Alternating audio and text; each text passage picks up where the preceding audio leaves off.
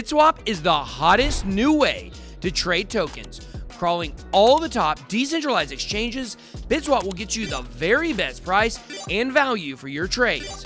BitSwap is changing the game. Try it now at bitswapdex.com. Welcome to Rice TV X. You've just tuned in for the latest episode of the Rice Crypto Show. Today's guest is Gareth Soloway. He is a 20-year plus veteran trader. He is a technical analysis master, and he is also the president and chief market strategist for InTheMoneyStocks.com. Before we get into it, visit ricetvx.com and sign up for my mailing list so you never miss an update or new Rice TVX content. You will also find my various social media links and more. Make sure you're subscribed to Rice TVX and Rice TVX2, the backup channel. Both can be found on YouTube, and hit the notification bell to get alerted for new videos. You can also find Rice TVX on Odyssey and Library, where I have a full catalog of my videos, post up extra content, and share other appearances. And you can also find Rice TVX on BitChute. Get your free half ounce of silver. Take full advantage of my partnership with Money Metals Exchange in 5 easy steps. 1. Visit moneymetals.com. 2. Be a first-time buyer. 3. Purchase a minimum of $100. 4. Use the promo code RICE. 5. Get a free half ounce of silver, and it's an additional way to support the channel. I will include links in the video description for everything I just mentioned, as well as everything shared on today's video.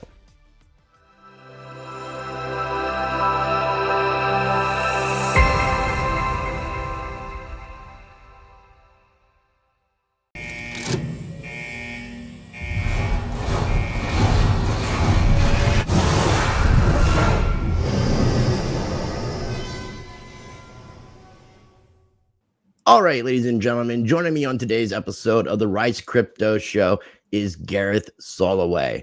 He is an interesting gentleman. I'm actually going to go ahead and just read the description from his YouTube channel, which gives a lot of really good information. So Gareth is a pro trader who has been trading for over 20 years.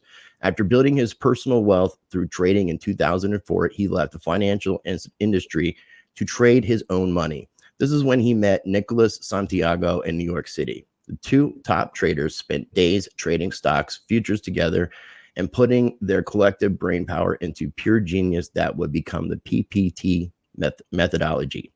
In the Money Stocks was launched in 2007. Gareth's goal was to help average investors beat the best hedge funds and traders on Wall Street. And since 2007, chief market strategist, he has maintained an over 80% success rate on swing trades, and these are verified 300 plus trades per year in verified investing alerts, and a verified 94% success rate on day trades in the live day trading chat room.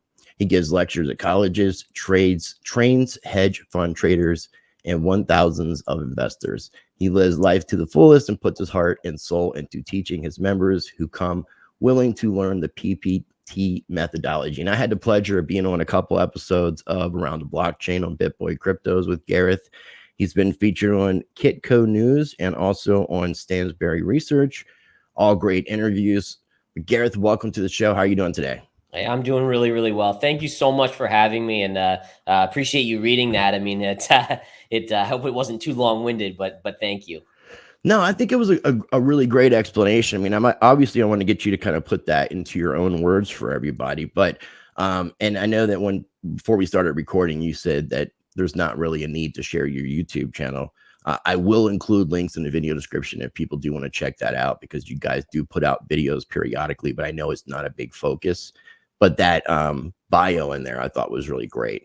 I didn't see it on like any of the other websites, so that's what I determined to use. Nice. Wonderful. Well, yeah, and it's great to be here, and I love talking about the markets in general. There's so much going on in the world today, so many things that are affecting the market. So it's really good to touch base and kind of help investors kind of put everything in alignment to where should money be allocated at this point in time. So definitely thank you for having me.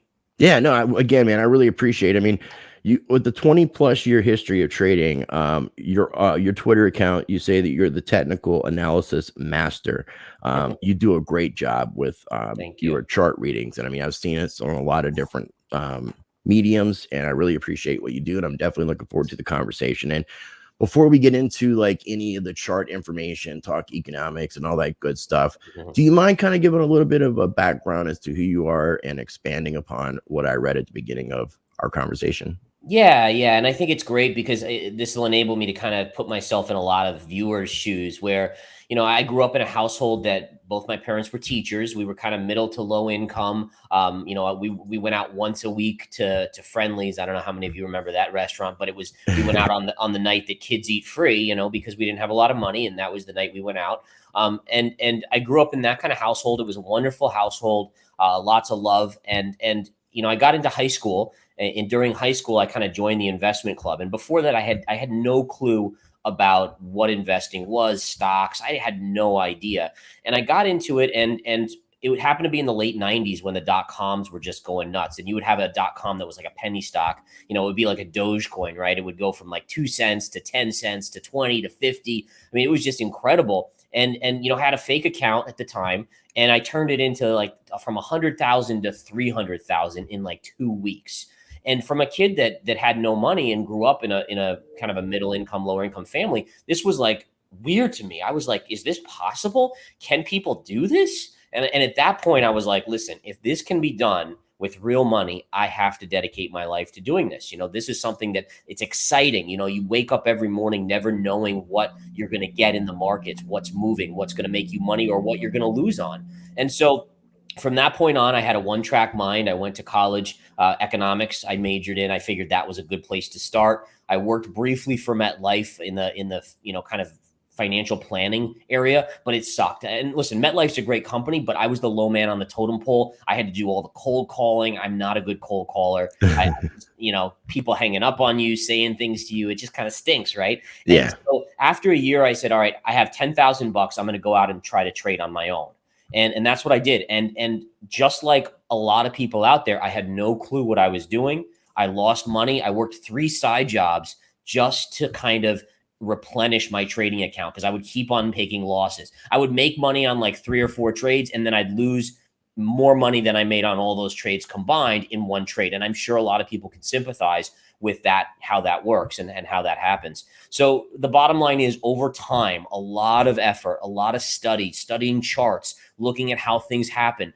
And I started to kind of see that patterns would repeat. And when a line gets hit here or a level gets hit here, the probabilities would increase for my success. And I kept a trade journal. What did I do right? What did I do wrong? It was really a labor of love because honestly, I was living on a shoestring budget and I was just dedicating and saying, I will not give up. I will not give up. And ultimately, the money started to come. I started to make money. And then eventually, as you mentioned, I met Nick, who I started In the Money Stocks with. And then that was in 2007. So it's been 15 years of running that website. And now I recently started on my own Verified Investing Crypto, which is just cryptocurrencies. I put out my trades. I put out videos every day. But yeah, I mean, it's been a long time, but it's been awesome. And it's amazing to look back, and anyone who's just starting out, if you're dedicated enough and you really struggle and you learn from your mistakes, you can make it in this industry. Well, I mean, it definitely sounds like that by what you're saying, because normally people would get discouraged. Yeah. That tends to happen a lot more than it doesn't happen. So the fact that you were able to overcome these obstacles, learn from your mistakes, and become a very successful trader, is definitely something that's commendable, And especially when you grow up poor, because I kind of grew up very poor in a sense. Same situation. There was Friendlies around. We didn't go to Friendlies, but we definitely took advantage as a family of the free meals for kids. So I can understand coming into money when you have no money and how that could be very life-changing as well. Yeah, and it was one of those things where it was just so mind-blowing and almost addicting, right? Where when you're kind of exposed to money all of a sudden, you're like, even it was fake too. That's what's crazy about it. But it just seeing all those zeros on the back of it, and I was like, man, if I had done this with real money, it would have been that money. And at that point, it was just like, all right, well, I got to do it. And yeah, I mean, it definitely took a long time to kind of figure out and learn my lessons the hard way. But the dedication is what's there. And I think one of the keys for me was that I did it when I was young, right? I didn't have a lot of other responsibilities. My only responsibility was feeding myself, right? And I could go with 1 or 2 meals a day and just a few snack bars, right? And so I was able to do it at a time in my life where I had that luxury. I have kids now, I have a family. Like if I had to do it at this point, I probably could not do it. With having to provide for my family. So understanding that, keep your expenses low. So many people want to go out and they want to buy, a fancy watch or, this or a nice car. And it's like, there'll be plenty of time for that when you make it big and you have, many zeros in your bank accounts and stuff like that. But focus on how a business starts out. You have to be on a shoestring budget. Right. No, I would agree with that. I would agree. I definitely have done the ramen noodle diet for a little bit when I was younger. So, and I'm sure a lot of people can relate to that. So when did you get involved in crypto and how did that come about? Yeah, so I was intrigued by crypto. Man, it must have been in like 2012 or so, and I still vividly remember where Bitcoin had just made its first run. I think it was coming into like that 2013 period where it topped out, and it caught my attention because of such a massive run at that point. And it was coming back down, and it was coming back in. And I still remember looking to buy it, and I put my order out, and it didn't get filled. And it was probably like at like, I don't know, it was maybe at like $100 or whatever it was. And I'll always remember that because of where it went after that. But I never got filled. I'll just be honest with you guys. I never got filled. But I always remember crypto because from 2009, when the financial collapse occurred and the bottom was put in, it always concerned me that the Federal Reserve seemed to not care about printing money.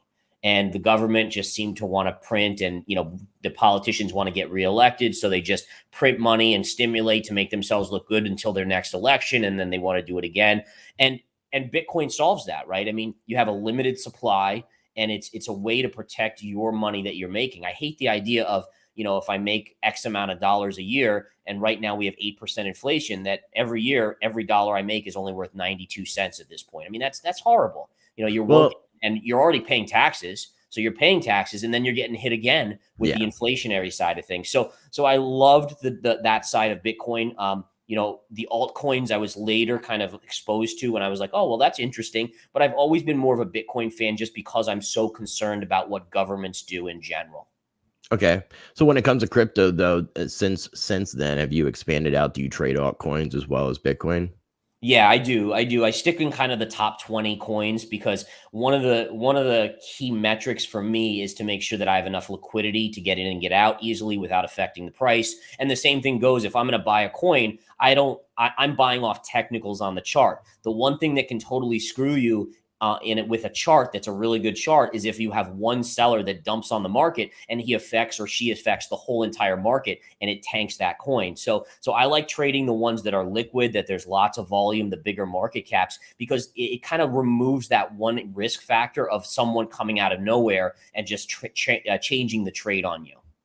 That's a smart move. That's definitely a smart move. And when I first got involved in crypto, I was trying to be an active trader, and that was very, very difficult. I do some swing trading as much as I possibly can, buy on lows and sell on highs, take some profit, keep some coins. Pretty decent strategy, but definitely when it comes to being able to time the markets, it's not something that I personally have been very good at. So that's why I take a lot of time to try to talk to people like yourself so that I can gauge things better, so the viewers can gauge things better. And in the process, I mean, I do learn a little bit. So that has helped. Now, when it comes to trading, one of the things that I know is really important is to take emotion out so that you're not making decisions that aren't conducive to your strategy. And with that being said, I mean, that's easy, sort of, I guess, easy to do when you're dealing with stocks and things to that effect, the Forex market. But something like Bitcoin, which is revolutionary and so life-changing and has the capacity of changing our monetary system, it's kind of hard not to put a little bit of an emotional attachments in things to that effect. So how do you avoid putting emotion into play? Or is it easy for you because you come from this background? Yeah, so I really view Bitcoin, and I always tell people to kind of remember this, is that anything that you're investing in, whether or not it has a real long-term success story behind it, like a Bitcoin. I mean, Tesla's kind of the same thing where it's this revolutionary concept and car company, but you always want to treat it as an investment, right? Now, it doesn't mean you can't hold the investment for a longer period, or you can buy on pullbacks and so forth, but you have to take the emotion out of it. You have to treat everything the same. And they're vehicles for you to basically to provide for your family. That's all it is. It always bothers me when people, and this happens with Bitcoin, but also with Tesla stock, is like people just fall in love with Elon Musk or with the idea. And it's like, you know what? I understand wanting to love something like that, but you don't think Elon Musk is sitting there and saying, hey, that John Smith over there, I really love him back. No, they're going to do what they need to do. Sometimes it's going to tank the stock. Sometimes it's going to go up. So you need to react the same way. You need to treat it in a certain manner. So emotion is the number one cause of failure in the markets. It's why people were buying Bitcoin at 65,000, 68, 69,000. You have to be careful. In general, when everyone else is telling you to do something and it's like, oh, this is going to be the next big thing, that's when you really should say, maybe I won't do it, right? Think about it from a logical perspective. When we go to the mall, or if we go to the store, and let's say I need a pair of jeans, I don't go to the store and then say, wow, this pair of jeans was $50 last week, but now it's 200. I really want to buy it now. Right. You say, well, it's just a pair of jeans. I'll just wait till it's on sale again at $50 and I'll buy it then. Treat stocks, treat crypto just like that. For some reason, people don't. And then that gets us into trouble, right? So it's about controlling those emotions. It's the most important thing. I always tell my traders to ask yourself if you could have gotten it cheaper just in the last couple of days. And if you could have, don't do it. Because again, there's always another trade coming around the corner, right? So people were saying, oh, you'll never get, when Bitcoin was at 60,000, oh, it's never going to go to 50. It's never going to go to 40. It's never going to go to 30, and it inevitably does. So you have to remember that there's always something else to trade. If it's not Bitcoin, there'll be another coin at some point. If it's not a coin, it's going to be a stock. If it's not a stock, it's a commodity. There's always a bull market somewhere. If you miss something, don't beat yourself up about it. Just say, okay, I missed it. On to the next one. Now, do you do any hodling? Do you hold like long term? Like, do you have multiple strategies? Do you have like a bag that's not going to be touched? You're not going to sell for no matter what. I'm not sure how you operate when it comes to your strategies. Yeah. So in general, I find that very hard to do because I'm such a robotic trader where when something surges to the upside 20, 30, 40, 50, 60%, it's very hard for me not to say, well, the chart's telling me it's going to pull back, but I'm going to hold on, right?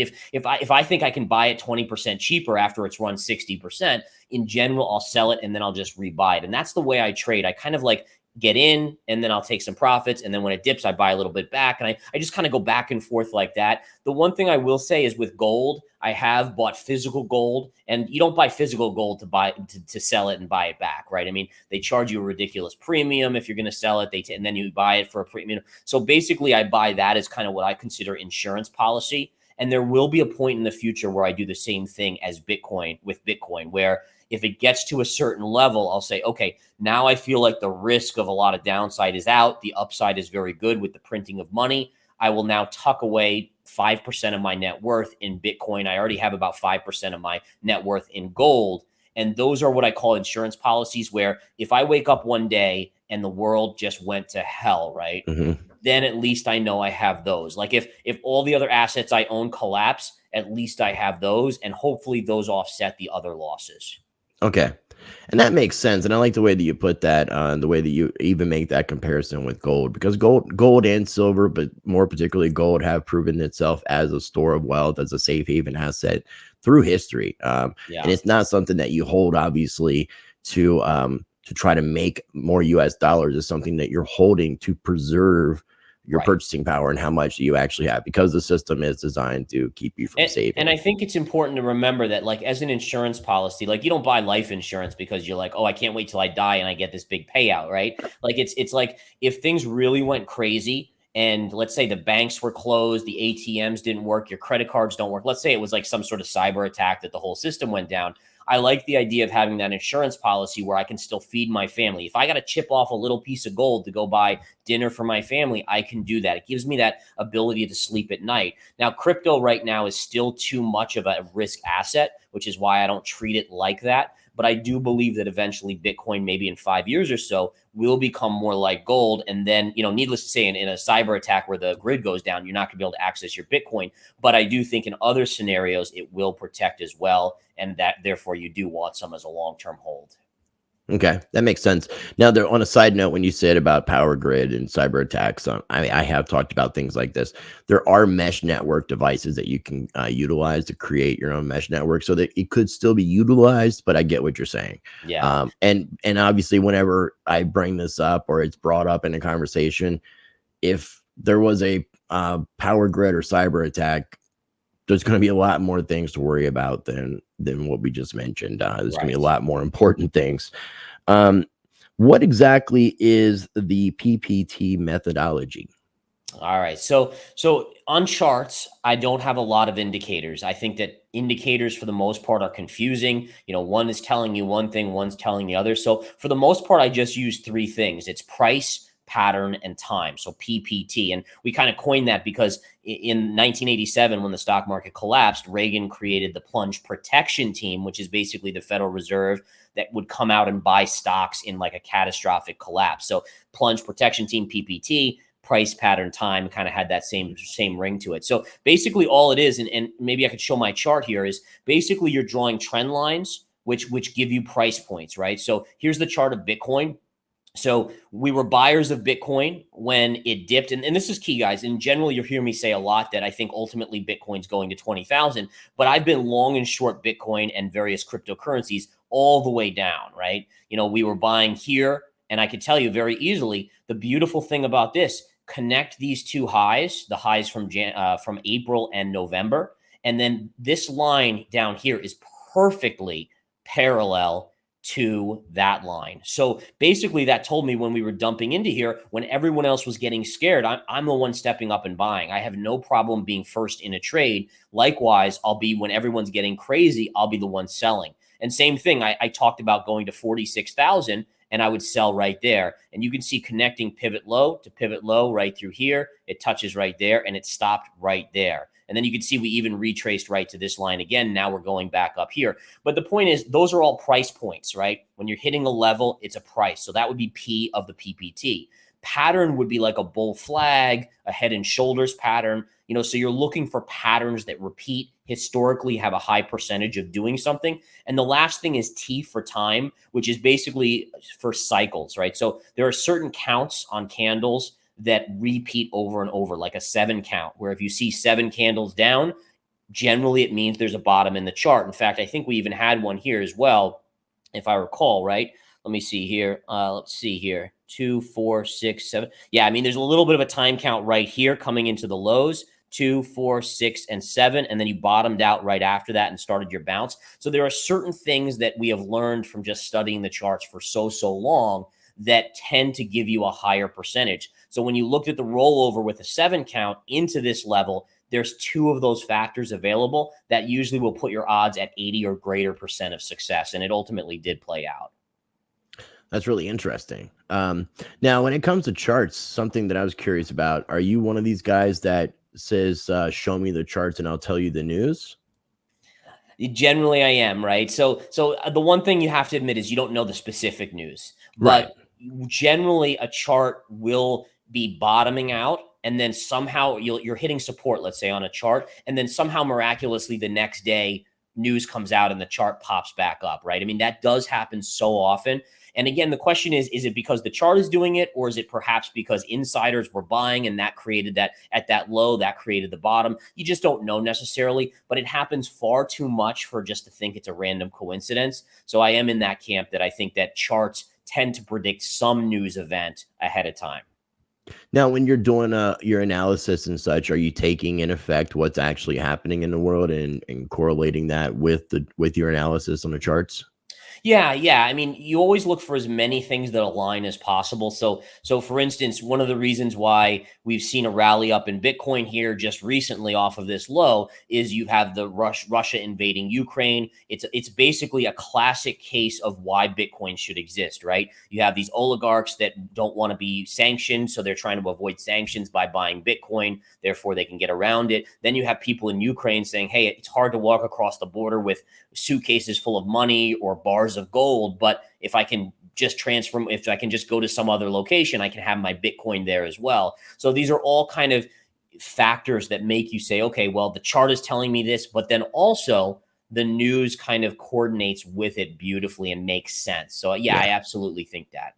Now, with that being said, you didn't mention basically the crash of the ruble. Do you see a lot of like Russian citizens going towards things like Bitcoin to avoid losing their savings, their purchasing power? Because obviously it doesn't look very good for the citizens of Russia right now as far as having to deal with the ruble.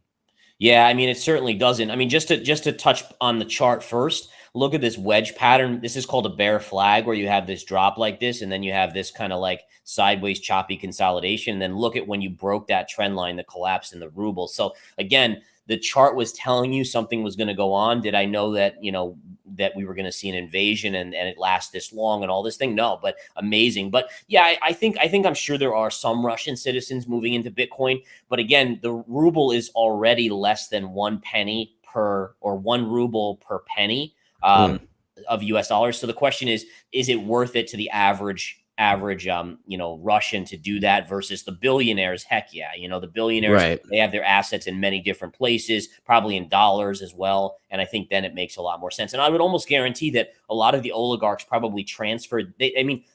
Putin he tells these people what's going to happen. And I'm sure he said, hey, listen, guys, we're going to invade at this point. So make sure you rotate your wealth into these levels, because the ruble probably will take a beating. So, I mean, it's unfortunate that these things happen, because the small investor, the small citizen, the one that doesn't have as much money in Russia probably pays the heftiest price for these type of things.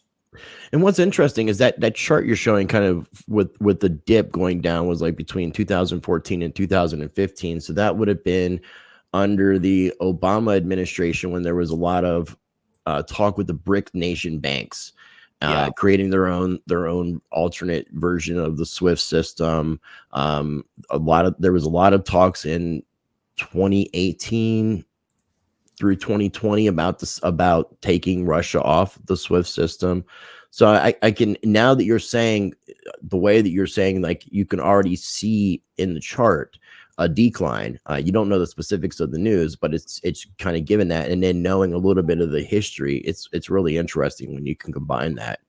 Yeah, and interestingly enough, this 2014 to 2015 dip, this was when Russia annexed Crimea, went into Crimea as well. So you can see that the ruble got crushed and never really recovered after that. And then we see the next leg lower when they made the next invasion into Ukraine here as well. So yeah, remarkable how the charts kind of just tell you the history of things. And it's crazy. I mean, it's crazy that it looks like Russia is like almost sabotaging their own currency, which is interesting to think about as well. Yeah, it is. And the central bank in Russia raised their interest rate to 20% yesterday. So again, that tells you how dire the situation is, because raising interest rates slow your economy. So basically what they're saying is, we have to raise our interest rate to try to keep money in the country, because it is running out of the country. And we know we're going to hurt the economy, but we have to do it. Otherwise, we're going to go bust here. So, what that tells me also is the sanctions are having a major impact. Whether or not Putin cares, I mean, that's the question, is does he really care? It seems like he wants to kind of bring back the old USSR and everything like that. And, therefore, he may not worry too much. We don't have to get into a long discussion about this, but I mean, Russia is testing out their CBDC. China has their digital yuan, their CBDC. Yep, right. They're talking about direct partnerships and trade with each other. So it may not, in the long term, affect them once they're able to utilize and kind of get out of where the sanctions are limiting what Russians can do. Right.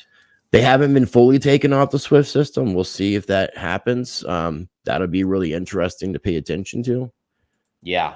Yeah. And I think one of the interesting things is, I was just bringing up my crude oil chart, is that, while the sanctions are taking a bite out of Russia, right, in terms of financial issues, on the other side of the coin, oil going higher is a positive, right? It offsets some of that pain. And you could see oil today surging up about 9% on the day, and that's trading near 104 now. And then Putin is still selling his oil, so he's still able to get money in that respect. So it's interesting how, it's like he's able to kind of generate some offset by pushing oil up due to the invasion.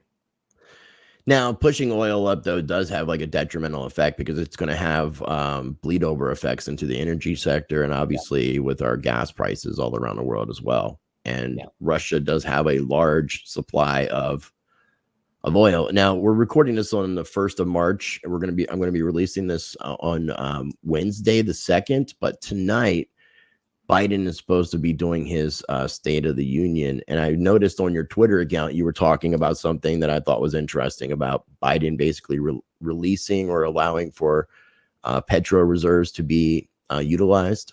Yeah. Yeah. So I did make that comment again. It's a 50-50, maybe slightly more than 50-50, but it is something that as a trader, you want to pay attention to is, does he say, okay, we're going to release X amount of barrels from the strategic oil reserve here? Now, again, it's only a short-term fix, right? I mean, for the most part, we don't have the ability as the US to just do this as a long-term fix for oil prices. But you have to look at number one, the midterms are coming up, right? So there's got to be a huge incentive. And I'm sure that Biden is on the phone with the Saudis as well as Iran trying to work out a deal so that they can come in and offset some of that oil that we don't want to necessarily have to buy from Russia to push that price down. Because again, like I said, the sanctions are good in one respect, but then because oil is spiking, then Putin's getting a lot of money from that side. And so if the US and Europe can push oil down, let's say back to $90 a barrel or lower, then it hurts Putin even more. It's almost like an additional sanction. So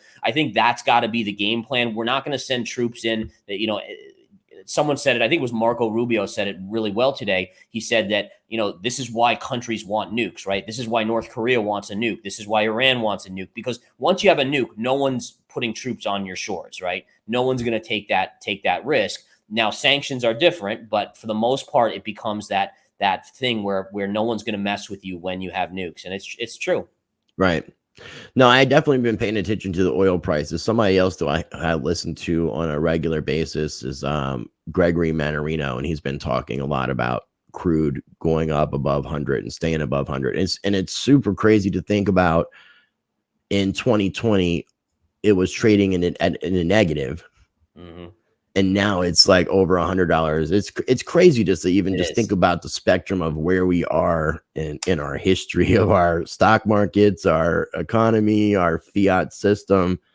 And I'll just say this is the way charts tend to work, and the way commodities and stocks work is they have these wild swings, right? So you'll get a crazy bullish move one way and then it'll reverse and panic. It's greed and fear to the extremes. And you could see that in oil. You're 100% right. You had the COVID fear that the world was ending. No one wanted to touch oil because, hey, no one was going to be driving. Everyone was going to be locked in their house. And it drove it down to basically negative dollars. And now you have the other side of the coin where you have oil, the war, with Ukraine and all this stuff, and it's driving it the other way. I love playing the contrarian view here. So I was a buyer of oil down here, and now I'm actually shorting oil on the other side. And again, for me, it's the technicals, but it's also kind of the emotion. I look for that overzealous emotional greed side, and I start to look the other way.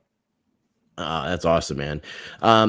Can I get your thoughts on gold and maybe silver? Kind of on, just kind of maybe an overview of what you think, how it's going to play out for the next few months and throughout 2022. Yeah, absolutely. So, going into 2022, I said I thought gold would be the best performer between the stock market and Bitcoin. So far, so good. We'll see if that continues. But you did see a breakout in gold just recently. You have this trend line. This is from your 2020 high pivot. So you've been consolidating in gold now for about 2 years. You finally got a breakout. I think gold is heading at least to 2,500 this year, maybe even higher. And I want to show you guys something that's just so cool. So I love to do historic analysis, and what you can see here, and just work with me as I kind of show this, but you basically had a 2-year run up in gold here from 2018 to 2020.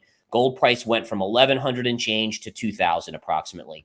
Then for 2 years, you've consolidated, right, in the upper range. And this is bullish consolidation. That's the way it's considered in technical analysis. So remember, 2 years up, 2 years consolidation. Now let's go back to gold in the 70s, the last time we had inflation where it is now.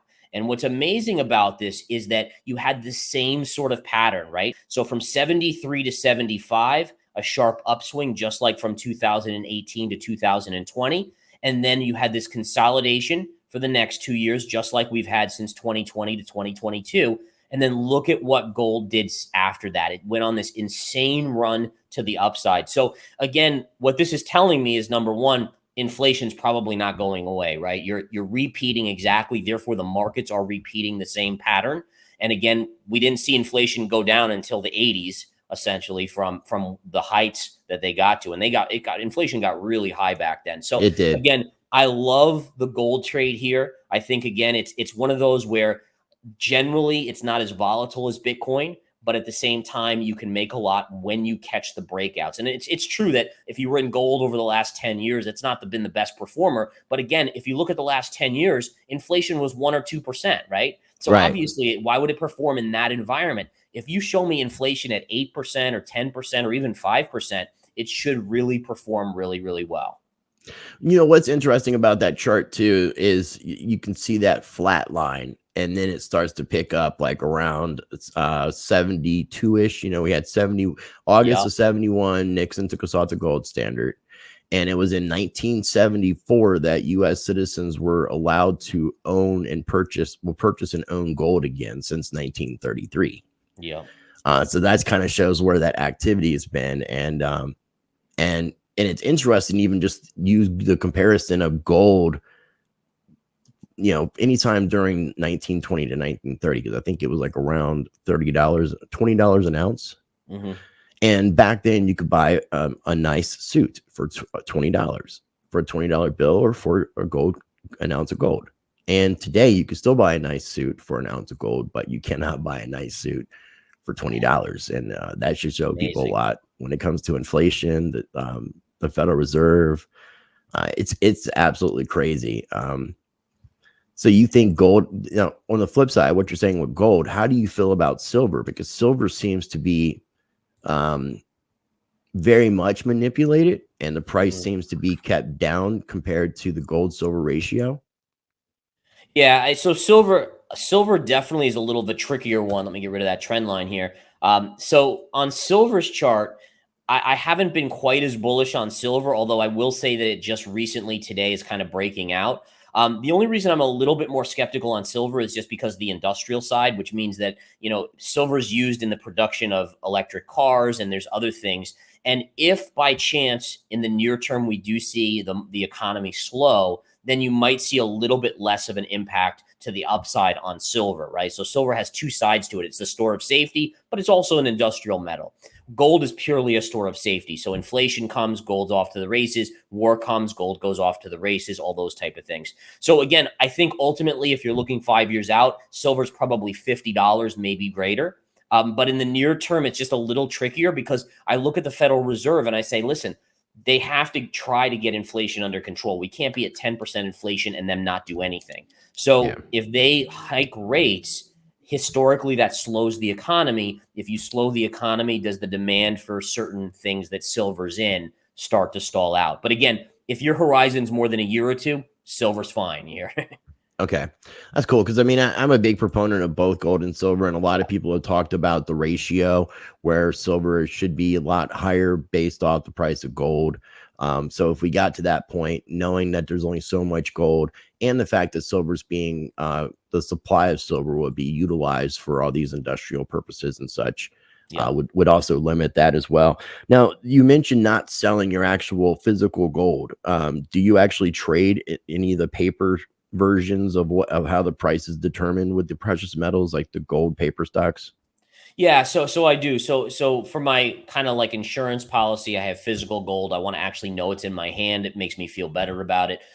For swing trading, where I'm looking to get in and get out at certain levels, I'll buy stuff like the GLD, which is the ETF that tracks gold, which is this one here. And then I'll also buy sometimes the GDX, which is the gold miners. And the gold miners historically have given you a bigger bang for your buck than what gold does, right? If gold goes up 1%, the miners tend to go up 2 to 3%. So in general, it can be a good thing to do the miners. I like to diversify, and I'll tell you why I wouldn't just go in the miners for the better return is that with inflation, the miners' costs are going to go up substantially, right? So again, think about the fuel they need to mine. Think about the Equipment. metal contraptions that I mean, all those costs are going to go up and up and up. And so I think you want to have some miners, but you also want to have the physical gold, which doesn't have that same issue.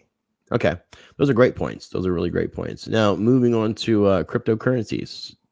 Bitcoin. I guess before we get into the charts, do you see Bitcoin this year at all starting to become uncorrelated from the stock markets? Not this year, no. I think it's going to take a couple years, 2 or 3 years at least. I think that we're entering a crypto. I personally think we're entering a crypto winter where I still think we'll see price get down midterm, 6, 12 months out to probably 20 or sub 20,000. But I think after that period, you will start to see it take on that more digitalized gold where it then becomes less correlated to tech stocks and the stock market. You said 6 to 12 or 6. How long do you say? 6 to 12 months? Yeah, I think in the next, winter? and again, it's hard to pick that exact time frame, but I would say 6 to 12 months. I think you see Bitcoin sub 20,000 or sub 20,000. So you seeing, like, when you say sub 20, do you have a figure as a low point? Yeah, so there's a couple things that I utilize, and again, this gives me a couple different targets. I can just explain a couple of them. So if you look at past bear markets in Bitcoin, where it's dropped, the 2013 high where it collapsed, 2017 high, it dropped about 80+%.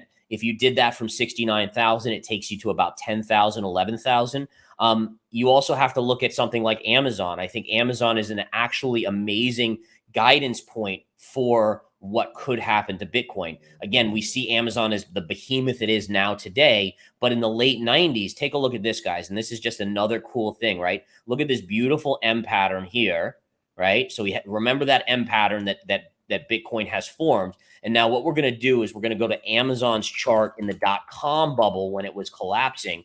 And I want to show you it then because it is almost identical. All right. So bear with me as I bring my chart into focus. Here it is. All right. So what you can see here is that when Amazon was making its .com high, it had the same general M top to it.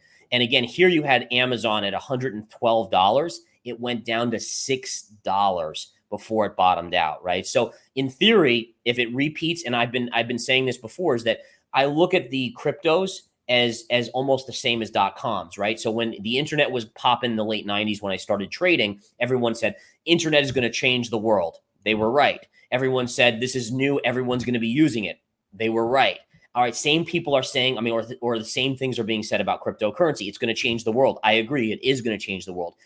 Everyone's going to be using it. I agree. Everyone's going to be using it. But that doesn't mean that you don't have collapses. And again, people need to understand that is that you will generally see a bubble burst because there's too much crap in the system. When you have 15,000 or whatever cryptocurrencies out there, they can't all survive. In fact, only probably 5 of them should, or 10, maybe 15 should survive. The rest of them, we don't need them in general. So I do think that you're in a point here where you have to keep that in mind. On the bullish side for Bitcoin, and this is so important, this is why I'm a long-term huge bull and I will be buying like crazy sub 20,000, is that if you go to your monthly chart of Amazon here, all right, remember this M top? This was in 1999 to 2000, this M top. It looks massive, right? Yeah, but that downturn took like 4 years to bottom out, didn't it?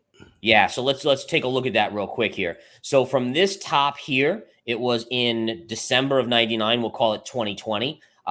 You bottomed out in 01, October 01. So it was about 2 years. Okay, 2 years. Okay. Yeah. So that's kind of where I'm getting, if you look at November and then we say 6 to 12 months out, it kind of puts us in that same .com kind of collapse. Okay. But take a look at this, guys. This is just so cool, is that if you go to your monthly chart on Amazon and we look at the whole movement on Amazon, this is that same M pattern here. So this is why you should be excited even if Bitcoin goes down sub 20, because that's what it was. And now look at where it is. So right. Imagine, so even if Bitcoin collapses to, let's say, $10,000, where does that put it in 20 years from now, in 24 years from now, or whenever? I mean, you could be talking $1 million a coin. And so again, I always like to put it in perspective because everyone's like, oh, Gareth is so bearish. He's talking, 20,000. Well, yeah, because you need a flush out. It's Darwinian. things like this need the strongest should survive as they should, and the weakest need to be swept away. When the strongest survive, they usually first take a big hit and then they come back roaring back. And I think Bitcoin chart could look like this 20 years from now, very, very similar. Well, I mean, I'd prefer you to be real than throwing out some fluff and I hopium, appreciate that. because there's too many people out there that are doing that. I mean, there were so many calls for 100K Bitcoin last year. Were you even seeing 100K Bitcoin in 2021 in your chart analysis? No, I wasn't, and I got a lot of flack from it. I'll tell you, it's one of those things where you look on Your track record, I mean, your track record speaks for itself as far as how you perform as a trader. So yeah. So a couple things to pay attention to here is that if you think about when Bitcoin topped in 2017, it was right when the Bitcoin futures launched. Well, guess what? When it was making this high over here, the Bitcoin futures ETF was launching, and there was so much hype around that. There were so many bots on the internet. There were so many influencers pumping it, so many bulls. One of the things I've learned is that when everyone, and I said this earlier, when everyone else is ridiculously bullish, generally you want to take a step back. And what I like to tell people is this, is like, so here was your previous high from April on Bitcoin, and you draw a line across, right? And you saw it pierce here and it pulled back, and then it pierced here and pulled back. With so much bullish sentiment, why wasn't it ripping higher? And the answer is the easiest one, which is, well, there must have been bigger money selling into it, right? Mm-hmm. And you sometimes have to look at the charts and let them tell you what they're telling you. And I was seeing this to a T, that you were seeing too much bullishness in the average investor and price was not breaking out and holding. And that told me big money was unloading here. And ultimately, we see what price did after that. Well, I mean, it goes back to saying like what we talked about with emotion. I mean, if you take the emotion out and you look at this from a logical level and you do it as such, like kind of trade like Dr. Spock, basically. That's right. I think you'll be a lot more successful. Now, what about the argument of lengthening cycles, super cycles, especially when we consider the climate that we are experiencing?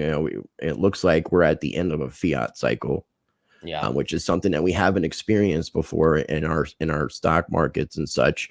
So, do you think that there is that possibility that we could be having a lengthening cycle, that we could still be seeing more all-time highs this year? Do you see us going above 69K? I personally don't see it. And again, I've heard that argument a lot about cycles lengthening. And then for me, as a trader, as a logical, disciplined trader, I say, okay, well, what does history show us? And history shows us that Bitcoin came out in 2009. 4 years later was the 2013 high. 4 years later, the 2017 high. And here we are 4 years later in 2021 with a high. So is it possible that the cycles could be lengthening? It's possible, but I don't have any proof. And for me as a trader, I need to see proof before I go with that, right? So, and the other thing to think about is, even if you talk about, oh, well, Bitcoin stayed high for another month or two before, so it's like a lengthening of a month or two from the last cycle, say to yourself, well, what was going on during that period? Does it make sense? Is there anything we can think about? And the answer is yes. Oh, wait, the Federal Reserve was printing unprecedented amounts of money. Yeah. So it makes a lot of sense that the bubble would last slightly longer until they say, hey, guys, well, now we have inflation. We have to pull back and start tightening again. And then you see the crypto collapse back down. So for me, I'm all for new ideas, but I need to see proof. I just can't have someone say, well, Bitcoin's lengthening cycles. It's like, okay, well, show me the proof in the past and I'll believe it. Okay, well, what about things like the Federal Reserve's taper tantrum with rate hikes, and what's going on with Russia and Ukraine and how that could affect the rate hikes? Because it looks like Putin has basically given a green light and bailed out the central banks to continue printing. Right. Because I don't think personally the Federal Reserve wants to stop their purchasing of things. They want to be the buyer and lender of last resort. So for them to want to taper doesn't seem to fit in their game plan. So having something like this on a geopolitical level affects that, because a lot of people were talking about I don't understand the percentage points. It's like 0.50 is what they were talking about, I think, for the rate hike. But now they're talking about about 0.25 basis points or 25 basis points. And really, the times that has happened, it hasn't had much of an effect on the market. So, I mean, do you think this is going to green light the central banks to continue what they've been doing? Yeah, so I don't think it'll continue. The problem is if it continues, then we go to 12% inflation, we go to 15, we go to 20. Eventually, we become Venezuela, right? So there is a point where the Fed is tied a little bit up, and they cannot just continue to print. Now, would they like to go slowly? Yes, and I do think that if the conflict in Ukraine lasts into the March meeting, the Fed will likely only do a quarter basis point, which is probably, if you look at the charts, right, it's almost like the chart of Bitcoin is telling you that, right? So the Bitcoin chart was collapsing, and now all of a sudden it's starting to show a little bit more kind of energy to it. And it's likely that the Bitcoin chart is starting to read that. You can also look at technology stocks, which interestingly enough, as soon as Bitcoin, as soon as Russia invaded, that was the low, and tech stocks have actually bounced back for the same reason, that now the Fed can be a little bit more lenient, and easy money policy is very good for tech stocks as well as cryptocurrency. So you're absolutely right that does play into it. But for me, it's more of looking and saying, okay, well, at some point the conflict gets resolved, and then does the Fed say, okay, well, we still have 10% inflation, or maybe by then it's 12%, we have to tighten more aggressively. And that's what I would fear, because again, the Fed just can't print forever, right? Otherwise, the poor in this country are going to be even poorer. The middle income are going to be poorer. I mean, the rich will be Isn't rich that the goal? It regardless. seems like, though. I mean, I know it's a little speculative, but it Uh, seems to be the goal. Now, what about us? Well, there's a lot of talk about the idea of a CBDC and how it would allow for the Federal Reserve and central banks to be able to manipulate the system even longer and control the inflation better. Is that, do you have you looked into that possibility? Because I know that doesn't really go into chart analysis necessarily. Yeah, I mean, the beautiful thing about chart analysis is it is pretty pure in terms of what are the charts telling us. But in regards to digital currencies, I'm sure it's on the mind of the Fed. But I think for me, it's like, well, if the Fed can just create money out of thin air through a digital currency, what's the difference than if they're printing it, right? I mean, right now, when they press a button on their computer and it creates $1 trillion, and then they go out and buy, it's kind of like a digitalized currency anyways at this point. So I don't know if there's a big difference. I'll tell you the reason why we're going to end up with a digital currency is because then every single transaction is tracked and no one can avoid paying taxes. All right. So the government wants their money, right? So they want to track everything. It's going to be really hard to get away with anything when everything is on a digitalized dollar.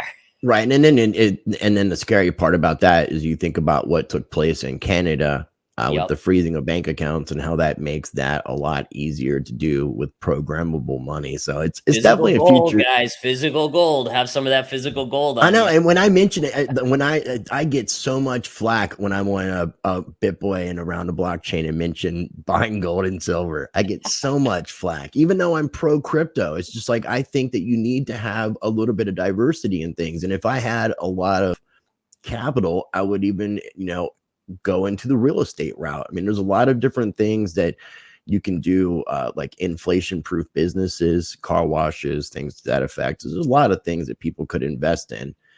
The last chart, because I probably have interviewed you longer than you do most interviews, but I had a lot of questions and I really appreciate the conversation. The US dollar, can we look at that bad boy and see what your thoughts are from your perspective as a chart master? Right. So here's the chart of the dollar, and you could see that for a long time it's basically just gone up and down and up and down. So I mean, I've heard for 10, 15, 20 years the demise of the dollar is on the horizon. I do actually agree that it eventually will happen, but it's something that takes a really long time. When you have a reserve currency, it doesn't just all of a sudden lose the reserve currency stature, right? So number one, Bitcoin can help with that. The digital yuan, I really truly believe the central bank in China, the Chinese government wants the digital yuan to be the new reserve currency. They're going to take steps to make that happen, which will dethrone the dollar. But in all fairness, this chart on the dollar does not look bad. I mean, it's not like an impending collapse. In fact, weirdly enough, you're holding this support line and you've been consolidating like this. I mean, if this goes up here, you could have another breakout on the dollar up to this level here. So again, it certainly isn't a chart where I'm like, oh my God, this is a borderline collapsing tomorrow. Yes, the long-term prognosis for the dollar is not good, but we're talking 10 years, 20 years out at that point. That's so just keep that in mind as all the investors watching is don't get too caught up in the, oh my gosh, I have to do this because of this. Buy Bitcoin cheap, tuck it away, buy gold cheap, tuck it away as insurance, but you don't have to react and go crazy this second. Okay, that makes a lot of sense. I mean, because I was hearing a lot this morning about 10-year yield being lower and the dollar being up, which isn't necessarily a great combination. Yeah. And I think that's kind of why I think there's going to be an attack from the government regulator side on DeFi, because a lot of the stablecoin staking and a lot of DeFi has been, I feel like, really affecting the bond markets as far as the interest that can be provided. And people are looking at different sources because they're not getting the interest that they were getting before. So, yeah, and keep in mind, yields generally go down during these uncertain geopolitical times because people are buying bonds for safety, and they also buy the dollar for safety, right? So in general, I think that's why we've been seeing a pullback in the 10-year yield from 2% back to I think 1.8 or so, and it's also partially because the Fed is probably going to move slower on hiking rates now because of the conflict, assuming it lasts, another week or two at least. right. No, definitely. Because I mean, we have the FOMC meeting coming up In March. Yep. Well, it's March 1st. So, I mean, I'm Yeah. not sure the specific date. I think it's early in the month. You mentioned the world reserve currency status. I mean, that's an interesting thing to talk about because it does look like the dollar is starting to be in the position of losing that status. And there has been a lot of talk with the digital yuan, China in general. I think that when I was mentioning Russia and China and the BRIC nations banks, you saw this push. And what's interesting from my perspective is I feel like if the dollar was to lose its world reserve currency, because I feel we're being pushed into globalization, even potentially, global IDs and global currency, I don't see a specific nation having reserve currency status. My opinion, and this is just me speculating, would be the SDR, where the special drawing rights, where it's a basket of various different fiat currencies of the nations that are part of the IMF. Yeah, So, I think that's an interesting idea. I mean, I think China has different plans, but whether or not they'll succeed, that'll be the bigger question. But again, as China's economy grows bigger and bigger and kind of starts looking over the other economies as being smaller at that point, yeah, it's interesting. I really do believe that China has this like master long-term, it's the Belt and Road kind of plan, and then they've really laid it out. They're like, all right, well, we want to do this, and we want the reserve currency, because whoever has the reserve currency has a lot of power in the world, and China's definitely all about getting that control there.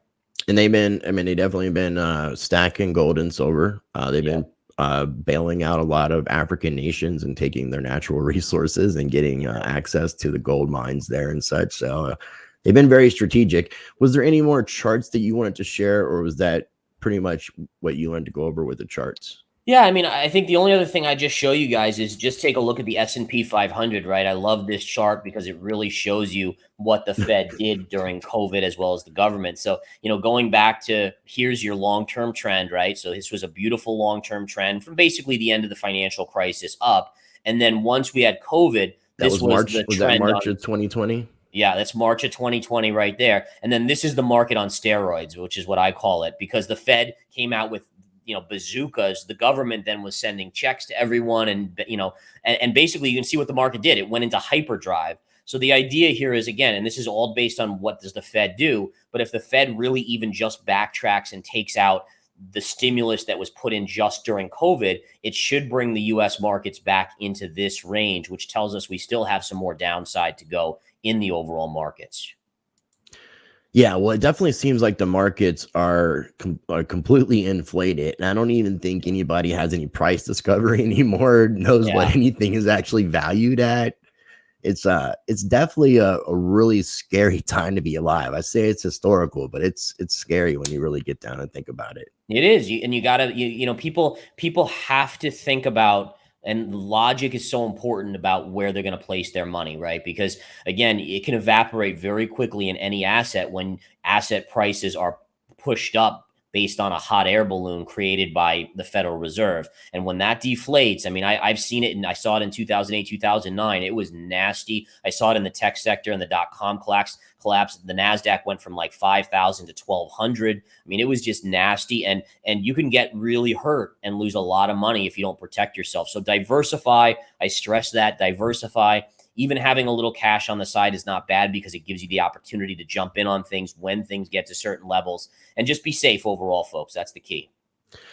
Well, dude, I really appreciate you sharing all that information. I mean, it's been a very enlightening conversation, and I want to real quick throw up your Twitter account. I'm going to have everything that I'm sharing here linked in the video description. So I definitely encourage people to check out your social media accounts. Now, as far as what you're doing with inthemoneystocks.com, is there a training? Is there trade alerts? Is there something that people can sign up and join if they're interested in learning more about your calls and what you're doing with your analysis? Yeah, so the service under my name is Verified Investing Alerts. And basically what I do is when I take trades, I put out the trades for everyone to see. I give it my exact entry prices. Everything's there. Yep, it's right there on the homepage there. And basically, you can follow all my trades. When I exit a trade, I alert you right away. And then each day I do a daily analysis video, which is just hardcore technical analysis, right? So, we look at the charts of the gold chart, the crypto chart, the this and that, and we go over potential trade setups and how the market's going to play out.